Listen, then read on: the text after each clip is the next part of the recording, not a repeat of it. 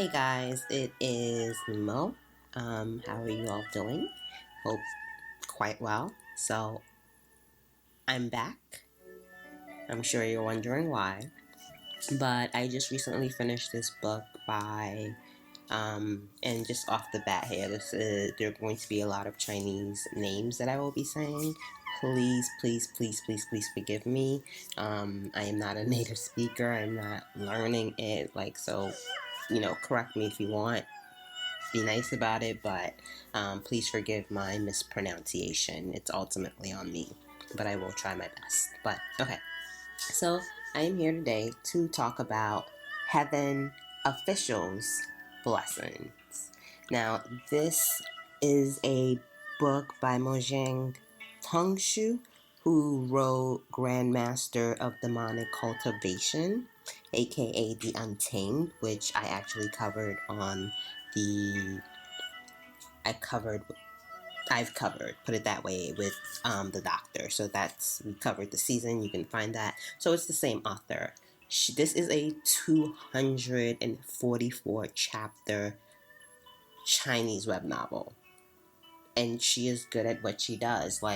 Regardless of the similarities in terms of the core cast of her books, they are all freaking excellent. I don't know how this woman's mind is able to basically generate these worlds with all these people. But anyway, yeah, so she also wrote The Untamed, which they made into a television show that is fantastic, and you can watch it on Viki. And it's also on YouTube. I'm sure it's everywhere by now.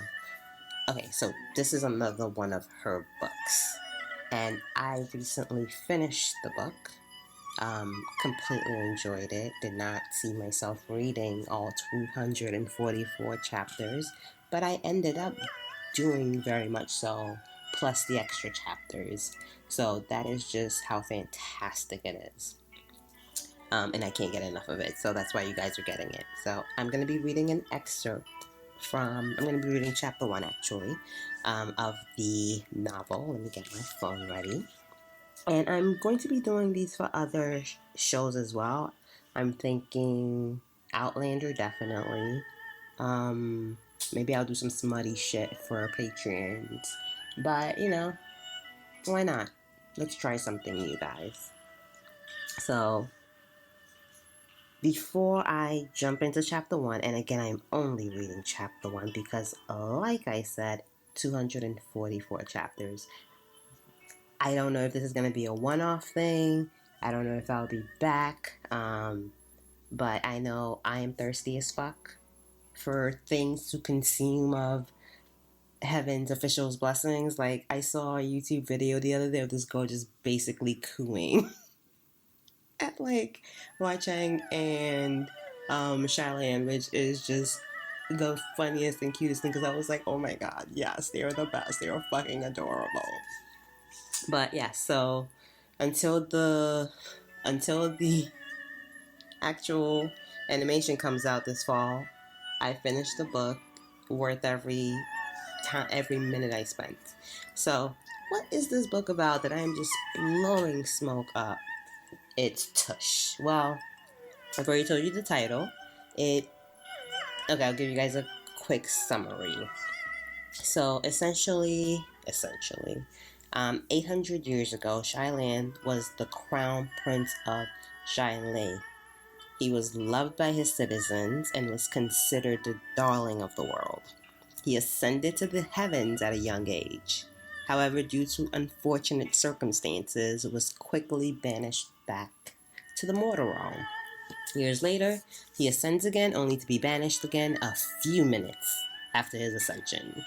Now, 800 years later, Xie Lian ascends to the heavens for the third time as the laughingstock among all three realms. On his first task as a god, thrice ascended. He meets a mysterious demon who rules the ghosts and terrifies the heavens. Yet, unbeknownst to Xie Lian, this demon king has been paying attention to him for a very, very long time. I love it. I love it. So it's essentially a book about like the cutest, most adorable god ever that you just know he has like a shit ton of strength, but he's just like, he looks like a cute little puppy you want to save and rescue. So that's Xie Lian, like again, crown prince, dope life, shit happens, he ascends, and he's booted. He's basically kicked out of heaven, immortal heaven. And again, he gets another chance to. So he does that shit 3 times, so twice he's kicked out, and the third time is where we are when the story starts, essentially. And the other half of this is sexy motherfucking Hua Chang, who has been checking out your boy forever. So, um, this is the story of mortals, danger, friendship. Fight scenes are insane. The dialogue is amazing, but ultimately, fucking romance. The like, Hua Chang's like fucking devotion to Xie Lian, and the great thing about Mojang Tongshu that I just love is this is 244 characters. She builds the relationships. That's why people go crazy about her. And you just see the hundreds and thousands of fan art if you go on Twitter and enter the show from this book. Like, she's so specific and she is so clear in what she creates that you can't leave it. It's just gorgeous. So yeah, I love it. So, but those are the 2 main characters, okay? Just, that's the background. He is the cutest god. He's the cutest immortal who has ascended 3 times, but keeps getting kicked out of heaven. And basically suffers. He's basically a broke person and loses everything, and he's broken in that 800 years until he ascends again. And of course, like all immortal gods, they're dicks. And Hua Chang is a ghost god, and he's like a supreme ghost god. So he's got ghosts to take care of and shit, but his biggest thing in life is just staring at Xie Lian and just being like, whatever you say, again. Whatever you say. And it's just, I love it. Okay, that's enough. That is enough. I hope the music isn't too loud and that I'm slightly louded, Jesus Christ, that I'm slightly louder than it. Let me decrease it a bit there. Okay, so it's just going to be like in the background. Chapter 1, Prologue. Among all the gods and Buddhas of heaven, there was one famous laughingstock of the 3 realms. Legends have it that 800 years ago, there was an ancient kingdom in the Midlands called the Kingdom of Xie Lian. The Kingdom of Xie Lian was vast in land and beautiful in resources. There were 4 treasures within the kingdom: cloud-like beauties, vibrant music, and marvelous literature. Gold and gems, and their one infamous crown prince. What would be the best way to describe this crown prince? Well, he was a very unique man. He was beloved by the king and the queen, extremely doted upon. They would often say, "My son will become a great ruler in the future. His renown will echo through history." However, the crown prince wasn't interested in imperial power or wealth in the common world in the least. What he was interested in his own words was, "I will save the world." When he was young, the crown prince focused only on his cultivation. And there were 2 little stories that were widespread of his path of cultivation. The first story happened when he was 17 years old. That year, a grand Shangguan, and a Shangguan is the Lantern Festival. Whenever we watch a lot of, if you watch Chinese dramas, whenever they just basically have a party and it's a bunch of lanterns out. So, the wondrous Shangguan Festival upon the Great Martial Avenue. Seas of people gathered on either side of the Grand Street. There were royals and nobles talking and laughing in merriment atop the high platforms. The glorious royal warriors donned in armor opened the paths, while the maidens danced elegantly, their fair hands scattering flowers. Who's to say whether the flowers or the maidens were more beautiful? From within the golden carriage came melodious music that drifted in the air across the entire imperial city. And coming last of the procession was a grand stage pulled by 16 white horses in golden brittles. And upon this towering stage was the God-pleasing warrior, on whom all focused their attention. At the heavenly ceremonial procession, the God-pleasing warrior wore a golden mask. Donning glamorous attire and with a sacred sword in hand, he played the role of the number one martial god of 1,000 years who subdued evil. The heavenly martial emperor, Junwu. It was the greatest of honors to be chosen to play the God-pleasing warrior. Thus, the selection criteria was exceedingly strict. The one chosen this year was that crown prince. Everyone from all over the kingdom believed that he would bring about the most thrilling performance of the God-pleasing warrior. However, an accident happened that day. During the third tour of the procession, it passed by a city wall that was dozens of meters tall. At the time, the martial god upon the grand stage was just about to slay the demon with a strike. It was the climax scene of the performance. Both sides of the street were at the height of excitement. The top of the city wall was also swarming with people fighting each other to watch the show, pushing and shoving each other. Right then, a small child fell from the edge of the wall. Screams reached the heavens. Just when everyone thought this small child would stain the great martial avenue with blood, the crown prince looked up, leapt into flight, and caught the boy. The people only caught a glimpse of a white silhouette that flew like a soaring bird before the crown prince already landed with that small child in his arms. The golden mask fell and revealed that young and handsome face behind the mask. In the next second, cheers erupted. Oh, you're fabulous. The people were thrilled and joyous. But the Goshi of the Royal Cultivation Hall was trouble. Now, Goshi is basically an imperial or state preceptor, a high-ranking government official, essentially. So, his Goshi was concerned. They had never imagined such a huge problem would occur, that ominous luck, the gravest of misfortunes. The Goshis were so distraught they were losing their hair as fast as the rain fell. And you're like, why? After much contemplation, they called over the crown prince.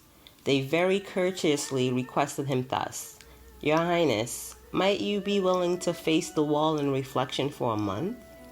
It doesn't really need to be a month as long as the intention's there."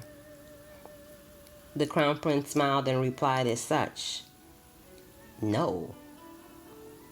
This was how he said it. "Saving people is not anything bad. Why would the heavens condemn me for something I've done right?" But what if the heavens do condemn you? Then it's the heavens who are wrong. Why would I apologize to those who are wrong? The Goshi could not argue.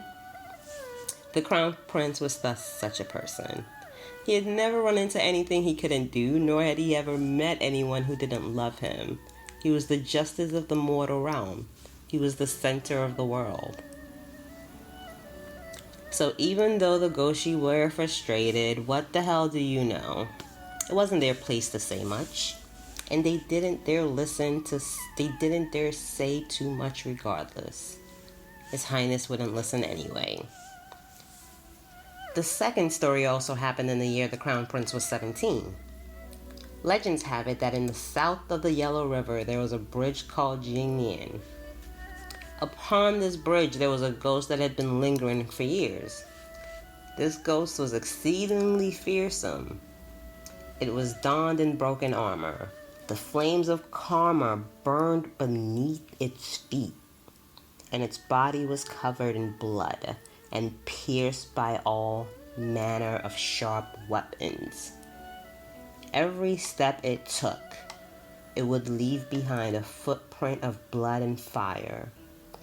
Every few years it would suddenly appear at night and wander back and forth at the head of the bridge, blocking travelers to ask them 3 questions. What is this place? Who am I? What is to be done? The ghost would then devour whoever answered incorrectly. However, no one knew what the correct answers were. As the years went by, this ghost devoured countless travelers. During his errant wandering, the Crown Prince caught word of this. So he went and found Union Bridge, guarding it night after night until finally one night he met the haunting ghost. When the ghost appeared, it was indeed as horrifying as the legend said. It asked the Crown Prince the first question, and the Crown Prince answered with a smile. The first question was, what is this place? He answered, this place is the human world. However, that ghost replied, this place is the abyss. An auspicious start. The first answer was already incorrect. Well, all 3 answers are going to be wrong anyway, the prince thought, so why should I wait till you're done? And so he pulled out his weapon and lunged. This fight was complete chaos. The Crown Prince was skilled in martial arts, but that ghost was terrifying and dauntless. The one man and the one ghost fought so hard the sun and the moon were toppling. In the end, the ghost was finally defeated. After the ghost vanished, the Crown Prince planted a flowering tree at the head of the bridge. Just then, a cultivator passed by and happened to see him sprinkle a handful of dirt to send the ghost off. He asked, what are you doing? And thus the Crown Prince said the famous words, body in abyss, heart in paradise. When that cultivator heard, he gave a light smile. He then transformed into a divine warrior donned in white armor, with auspicious clouds beneath his feet, and rode off in wind and holy light. Only then did the Crown Prince realize that he had accidentally met the heavenly martial emperor, who had personally descended the mortal realm to defeat evil. All the gods and celestial beings had already noticed this exceedingly outstanding, God-pleasing warrior when he did that leap during the Shangguan heavenly procession. When he saved that kid. So after this meeting at Union Bridge, the deities asked the emperor, how does my lord find this royal highness? The emperor answered, this child's future is infinite. That night, a celestial phenomenon manifested in the skies above the palace, and storms raged. Amidst the flashes of lightning and the roars of thunder, the crown prince ascended. Every time a mortal ascended, the heavenly realms would always shake. When this crown prince ascended, the entire heavenly realm shook with 3 times the normal tremors. To achieve a fruitful cultivation truly was much too difficult. It required talent, training, and chance. It was often a long road of hundreds of years in order for a god to be born. It wasn't that there weren't any fortunate souls who became deities at a young age, but there largely existed those who exhausted themselves for their entire lives and trained for 100 years, and still there'd be no heavenly calamities to dawn upon them. So they're basically saying, like, you could train for hundreds of years, cultivate all the different ways or one way, and it doesn't guarantee that you would basically ascend to the immortal realm, which is just, you know, the biggest promotion of your life, literally. So, sorry about that. It's a lot of reading. So here we go.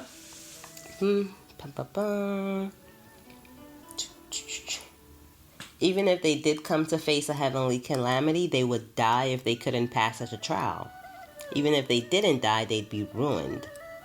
Their numbers were as numerous as the sands of the Ganges, but most were simply ignorant mortals who would spend their entire lives as nothing more than ordinary, never finding their own paths.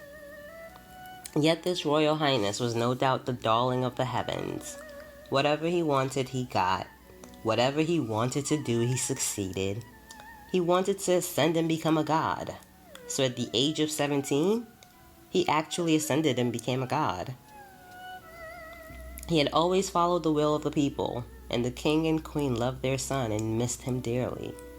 So the king ordered for great temples and shrines to be built all across the land, and for the crowned prince's statues to be erected and worshipped by all.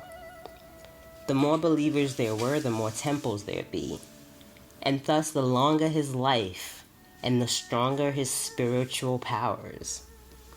Thus, in a few short years, the Danmei palace of the crown prince became incomparably glorious, and for a time its prosperity and splendor reached the peak.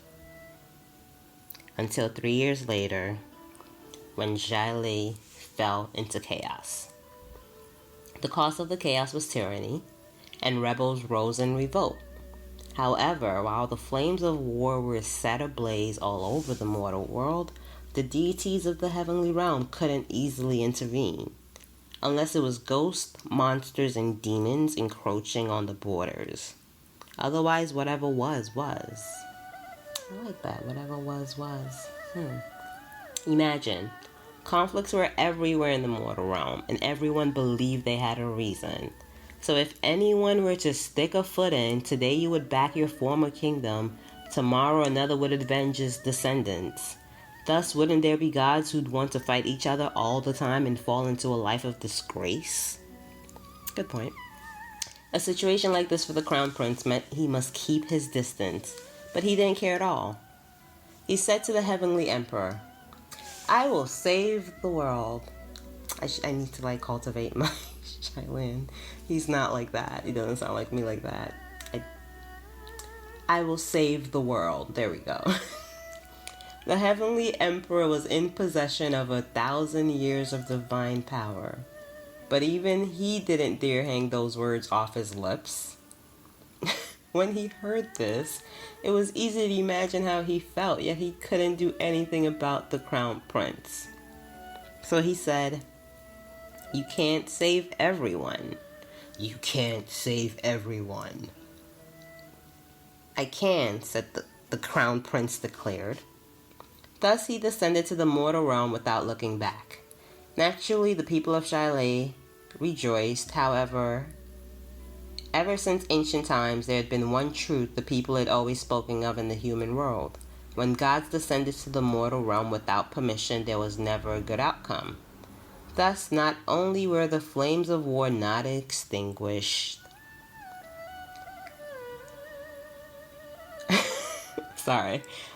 they blazed even wilder. It wasn't that the crown prince didn't work hard, but it would have been better had he not tried at all. The harder he worked, the more of a mess the war became. The people of Xie Lian were devastatingly battered and crushed. The number of wounded and casualties severe, and in the end, a plague swept through the entire imperial city. The rebel army broke through the palace, and so ended the war. If it was said Xie Lian was originally hanging by a thread, then the crown prince came and cut it directly. After the kingdom had fallen, the people finally came to realize one thing. The crown prince they worshipped as a god was never as perfect or strong as they imagined. More harshly, wasn't he just some useless trash who couldn't do anything right? Without anywhere to vent the anguish and pain of losing homes and family, the battered people furiously poured into the palaces of the crown prince, toppled his divine statues, and burned down the divine temples. 8,000 temples burned for 7 days and 7 nights, and burned until there was nothing left. From that moment on, the martial god who guarded peace and safety vanished, and a god of misfortune who brought disasters was born. When the people call you a god, then you're a god. If they call you crap, then you're crap. You are whatever they say you were. It has always been thus. Yo, truth, fact. I mean, not fact, but yeah. You're up there one day and you're not the next. The crown prince couldn't accept this reality no matter what, and what he couldn't accept even more was the punishment he was sentenced. Banishment. His spiritual powers were sealed and his person knocked back down to the mortal realm. He grew up endlessly coddled and pampered. He had never tasted the suffering of the human world before. Yet this punishment threw him from the clouds down into mud. And in this mud, for the first time, he understood the taste of hunger, poverty, and filth. This was also the first time that he did things he never thought he'd do willingly. Stealing, robbing, loudly cursing, and giving up on himself. And he was as unkempt as one could be. Even his most loyal servant couldn't accept this change in him and chose to leave. Body in abyss, heart in paradise. This phrase was engraved on stone monuments and plaques everywhere in Xie Lian. If it wasn't for the ground that burned almost all of the kingdom to the ground, if the crown prince were to see the remnants of those words, he'd probably be the first to rush up to destroy what remained. The person who had said those words had personally proven that when the body was in the abyss, the heart couldn't be in paradise. He ascended to the heavens quickly, but he fell from grace even faster. That awe-inspiring glance upon the great Marshall Avenue, having met evil at Xie Lian Bridge, it was as if it was only yesterday. However, after the heavenly realm whispered for a while, what was past was past. Until after many years, one day a huge rumble thundered from the sky. This Royal Highness ascended for a second time. Now, if you guys remember, the first time he ascended, he got banished because he basically went back home to help his people and ended up, destroying his prior kingdom. And now, after being humbled, he is now ascending a second time. Throughout history, heavenly officials who were banished either never regained themselves or fell into the ghost realm. There had never been many who were able to turn a new leaf after having been banished. The second ascension was fully grand and spectacular.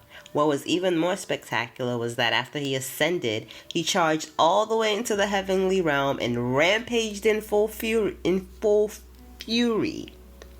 Thus, he had only been ascended for the spans of one instance time before he was knocked back down again. One instant times differs. Some people say it's a minute. I feel like that's too short. Some people say it's 30 minutes to an hour. Again, it's however long it takes for the standard incense to have burned at that time. That's how that goes. You've learned about incense time. You're welcome.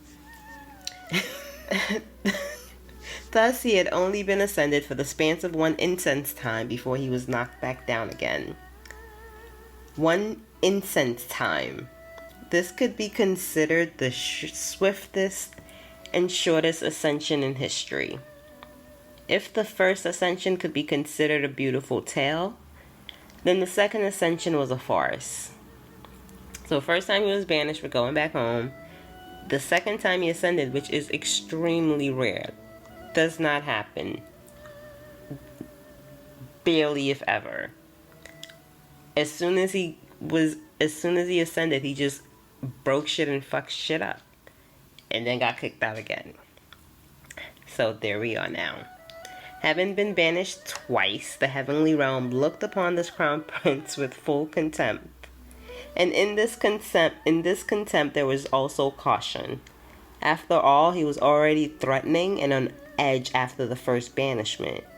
Now that he was banished twice, wasn't he going to go berserk and avenge himself against the world? Yet, who knew? After getting banished this time, he didn't go berserk, and was even adjusting to the banished life honestly. There were no issues after all. The only problem was, maybe he was taking things a little too seriously? So sometimes he'd busk at the end of the street, expertly playing any instrument and singing any songs, and even shattering boulders on his chest was not beyond him. While there had long been word that this royal highness could sing and dance, and was a master of many talents, unbelievably all of his talents were being witnessed in such a fashion, truly making one feel complicated. Sometimes he would diligently and humbly collect junk. Oh, poor baby. All the deities were shocked to the core. Unthinkable that things would reach this point. The point where now, if anybody was to say, the son you gave birth to as the crown prince of Xie Lian, it'd be a curse more malicious than may you die without sons. He was once the noble and gracious crown prince, a heavenly official who made part of the divine ranks. But to have screwed up to this point, there really was no one else. And so, this was the story of the man who was known as the laughingstock of the three realms. Ghost realm, mortal realm, immortal realm. I think, pretty sure. After laughing, those who were more sentimental might also sigh. That darling of the heavens, who once stood at such height, had truly and thoroughly disappeared. Divine statues collapsed, native kingdom destroyed, not a single believer remained. Gradually he was forgotten by the world. Thus, no one knew where he drifted afterwards. Another many years passed. Suddenly one day there was another huge rumble in the sky. The heavens fell and the earth cracked. The ground trembled and the mountains shook. The lanterns of everlasting light shuddered. The firelights danced in fury. And all the heavenly officials jolted awake in their own golden palaces. Every one of them running out to ask each other, which new dignitary ascended such a grandiose entrance? Yet who knew? They'd only exclaimed in wonder the first second, when in the next second all the gods and Buddhas of heaven were thunderstruck. Weren't you done? That infamous weirdo, the laughingstock of the three realms, the legendary Royal Highness the Crown Prince, he fucking ascended again. And that's it for chapter 1. Love this book. This took a little bit longer. I'll probably come back and do chapter 2. I was planning to do a reread anyway, but let me know how you guys like this, or don't. Whatever. Hope you enjoyed it either way. Next time I come in, I'm just jumping straight into, like, there's not going to be any foreplay next time I'm back, so just going to go right into chapter 2. Thank you for listening, as always. Please be safe. Love yourself. Be safe. Bye.